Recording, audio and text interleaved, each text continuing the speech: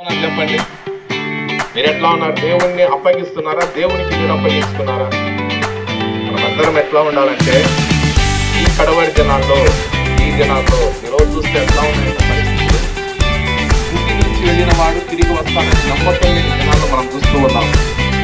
అరే ఇప్పుడు దాకా బాగున్నాడే, ఏమైపోయిందంటే యాక్సిడెంట్లు, అకాల మరణాలు.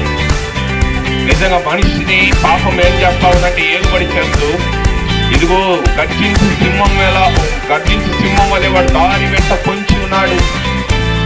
ఈరోజు మనం న్యూస్ పేపర్లో చూడండి, ఆ వార్తలు చూడండి, ఏమొస్తున్నాయి చెప్పండి? అనేకమైన మరణం వార్తలు వింటూ ఉన్నాం. కారణం ఏంటంటే ఈ ప్రపంచము దేవునికి అప్పగించుకోవట్లేదు. ప్రైజ్ లార్డ్, హల్లెలూయా. ఈ ప్రపంచంతో ఏం పనండి? నువ్వు నేను అప్పగించుకుంటున్నామా? దేవునికి అప్పగించుకోవట్లేదు. ఎన్నిసార్లు దేవుని వాక్యం వింటున్నామే గాని మన హృదయాన్ని దేవునికి ఇవ్వట్లేదు. అయితే ప్రభువైన యేసుక్రీస్తు ఇదిగో తన సేవకుల్ని దేవుడు ఒక ప్రేరేపణ ఇచ్చి మీకు తెలియజేస్తున్న మాట ఏంటంటే, ఇదిగో ఈ రాత్రి మీ అందరినీ దేవునికి అప్పచెప్పడానికే. చెప్పగలమా? ఈ పరిచర్య దావీదుని దేవుడు బలపరిచి, కొత్తోడ దావీదుని తెలియదా? తెలుసు. అయినా ఈ పరిచర్య ద్వారా మీ మధ్యకు రావడానికి గల కారణం ఏంటంటే ఒకే ఒక కాన్సెప్ట్ ఏంటంటే, ఈ పరిచర్య సరెండర్ టు గాడ్. అంటే మనమందరము ఈ చివరి దినాల్లో దేవునికి అప్పగించుకోవాలి. హల్లెలూయా, హల్లెలూయా. అందుకే ఈ రాత్రి మరొక్కసారి దేవుడు మనకు ఈ సువార్త ద్వారా మనకు తెలియజేస్తున్న మాట ఏంటంటే, మరొక అవకాశాన్ని దేవుడు మనకిస్తున్నాడు. నిజంగా కూడి వచ్చిన మీరందరి రాత్రి ధన్యులు. ఎవరు చెప్పండి? ధన్యులు. 11వ అధ్యాయం మత్తయి సువార్త 11వ అధ్యాయం 8వ వచనం. ప్రయాసపడి భారం మోసుకొనిస్తున్న సమస్త జనులారా నా యొద్దకు రండి, నేను మీకు విశ్రాంతి కలుగచేయుదును. ప్రైజ్ లార్డ్, హల్లెలూయా. ఈ రాత్రి మనకు సెలవిస్తున్న మాట ఏంటంటే, ఈ పరిచర్య ద్వారా తన సేవకు నిలబెట్టుకుని మనకిస్తున్న మాట ఏంటంటే, ప్రయాసపడి భారం మోసుకొనిస్తున్నావు. పిల్లలు అర్చొద్దు, భారం మోస్తూ ఉన్నాం. ఇంకా కొన్ని పరిస్థితులు చూస్తే కుటుంబంలో ఆర్థిక పరిస్థితులు ఏం చేస్తా ఉన్నాయంటే కుటుంబాలను చిన్న భిన్నం చేస్తా ఉన్నాయి. కొన్ని పరిస్థితులు అయితే అనారోగ్యాలు చిన్న భిన్నం చేస్తా ఉన్నాయి. ఎంత సంపాదించినా కుటుంబంలో సంతోషం, నెమ్మది లేని పరిస్థితులు ఉంటూ ఉన్నాయి. ప్రేమైన వాళ్ళరా, ఎవరికి వారి ప్రయాసపడుతున్నారు. కొందరి పరిస్థితి ఎట్లా ఉంటుందంటే, ఇంకా కొన్ని బాధలు బయటకు చెప్పుకోలేదు. అందుకే రాయబడిన మాట అంటే, భారం మోసుకొనిస్తున్నా అంటే మనమే భారం మోసుకుంటున్నాం. అది తెలియక చేసిన తప్పులే కావచ్చు, తెలియక చేసిన క్రియలే బట్టి ఈరోజు మనిషి పాపం అనే భారాన్ని మోస్తూ ఉన్నాడు. ఆ పాపం ద్వారా మనిషిలో, కుటుంబంలో ఏం చేస్తా ఉందంటే, సాతాను గాడు గలిగిలి చేస్తా ఉన్నాడు. కుటుంబాన్ని, భార్య భర్తలకు నిజంగా సమాధానం లేకుండా చేస్తా ఉన్నాడు. పిల్లలకి ఆశీర్వాదకరంగా లేకుండా ఎంత సంపాదించినా పిల్లలు వస్తూ ఉండే పరిస్థితి ఉంటా ఉంది అనేక కుటుంబాల్లో. వీటిని అంటున్నాడు ప్రభువైన యేసుక్రీస్తు, ప్రయాసపడి భారం మోస్తున్నారు. ఒకసారి చూడండి, ఒక 100 నడవగలుగుతారా? నడవలేదు. ఈరోజు 100 కేజీల కంటే అనేక పరిస్థితులు మనుషులు భారంగా అయిపోయాయి. ఇంకెందుకులే బ్రతకడము, కొంత పరిస్థితులు చూస్తే ఇంకెందుకులే బ్రతకడము, చనిపోతే చాలు అన్న పరిస్థితులు మనిషిలో ఏలుబడి చేస్తూ అనేక మంది ఆత్మహత్యలు చేసుకుంటూ చనిపోతూ ఉన్నారు. అవి అప్పుల భారమే కావచ్చు, అవి కుటుంబంలో నెమ్మది లేని పరిస్థితులే కావచ్చు, అవి కుటుంబంలో నిజంగా సంతోషం లేని పరిస్థితులే కావచ్చు. మనిషిని ముందుకు అడుగు వేయకుండా, ఇదిగో సంతోషకరంగా ముందుకు నిజంగా వెళ్ళలేకుండా సాతాను గాడు అడ్డగించి వారి మీద ఒక భారాన్ని మోస్తున్నాడు. దేవా, మన కుటుంబంలో భారాలు. ఒకసారంట చెన్నైలో ఒక 15 సంవత్సరాల తర్వాత భార్యాభర్తలకి నిజంగా 15 సంవత్సరాల తర్వాత లేక ఒక చిన్న బాబు పుట్టాడు. వాడు పెరిగి పెద్ద అవుతా ఉన్నాడు. వాడు ఇంచుమించు 5వ తరగతికి వచ్చాడు. ఎన్నో తరగతికి వచ్చాడు? 5వ క్లాస్కి వచ్చాడు. ఇంకా తల్లిదండ్రులు ఏం చేస్తారు చెప్పండి? మంచి స్కూల్లో చదివిస్తారు. పిల్లలు నిజంగా చదవాలని ఏ తల్లిదండ్రులకైనా ఉంటుంది. మనం కష్టపడేది కూడా ఎవరి కోసము? పిల్లల కోసం. అయితే లేక పుట్టిన ఆ పిల్లవాడిని మంచి స్కూల్లో చదివేదని ఏం చేస్తారంటే ఒక మంచి గవర్నమెంట్ మంచి ప్రైవేట్ స్కూల్లో చేర్పించి చదివిస్తూ ఉన్నారు. అయితే గమనించండి, చెన్నై ఆ ప్రాంతంలో మనకి ఎండాకాలం సెలవిస్తారు కదా పిల్లలకి. అయితే అక్కడ కొన్ని ప్రాంతాలలో ఏం చేస్తారంటే వర్షాలు ఎక్కువ పడే ప్రాంతాలలో వర్షాకాలం వాళ్ళకి సెలవులు ఇస్తారు. ఎందుకంటే ఆ కొండ చర్యలు కింద పెట్టడం, తర్వాత ఆ స్కూల్ బస్సు ఆగిపోవడము, చాలా ఆటంకాలు ఉంటాయి కాబట్టి చిన్నపిల్లల్లో నిజంగా వారికి వర్షాకాలం సెలవులు ఇస్తారు. అయితే ఆ పిల్లాడు వెళ్ళిన స్కూల్ కూడా అదే పరిస్థితి, వర్షాకాలం సెలవు ఇచ్చేది 2 నెలలు. అయితే ఆ రోజు స్కూల్ అంటారు లాస్ట్ రోజు పిల్లలకి లాస్ట్ రోజు స్కూల్ అంటే ఎట్లా ఉంటుంది? మహా ఆనందంగా ఉంటుంది ప్రేమైన వల్ల.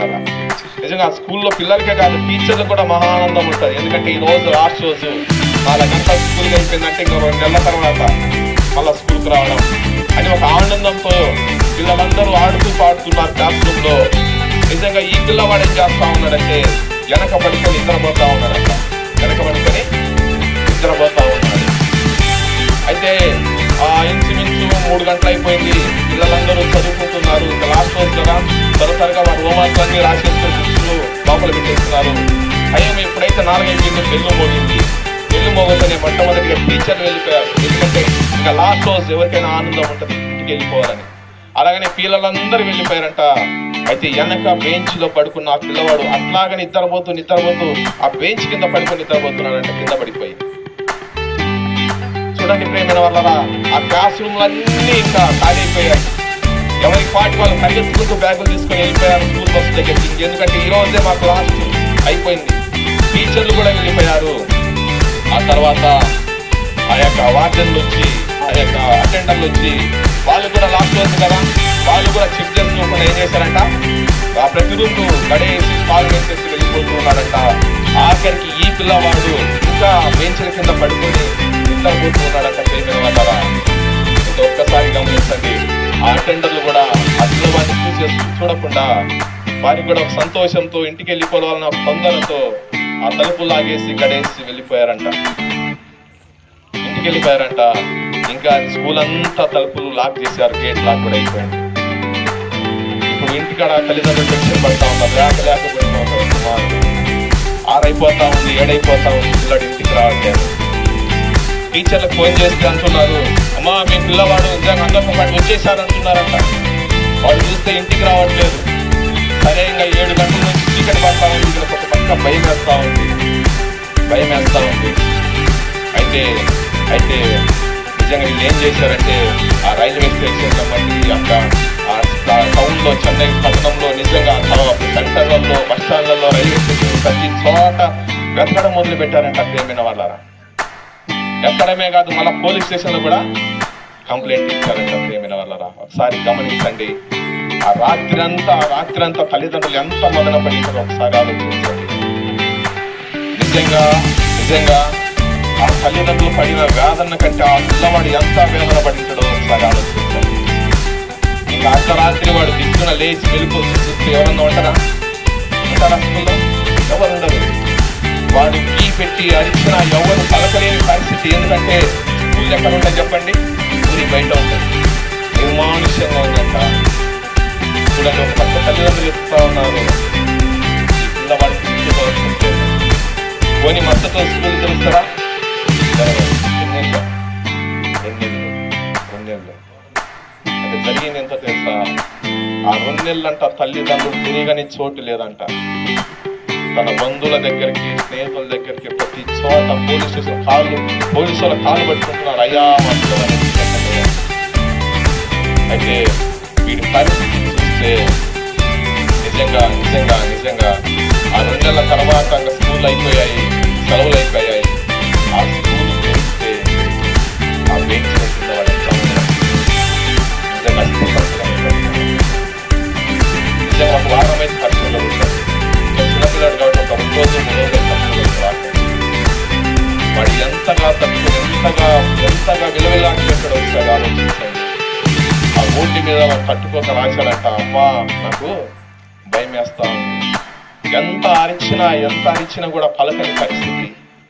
వాడు ఆఖరికి టెక్స్ట్ బుక్ ఉంటాయి కదా, నోట్బుక్లు, అవి కూడా చింపుకుంటున్నాడంట. ఎన్ని రోజులు ఉంటారు చెప్పండి. తర్వాత 2 నెలలు ఎవరైనా తిండి లేకుండా బతకలేదు, చనిపోయారు. ఆ పరిస్థితి చూసి తల్లిదండ్రులు ఉదాహరణ చెప్పామే, ఆ భారం ఎట్లా ఉంటుందో ఒకసారి ఆలోచించాలి.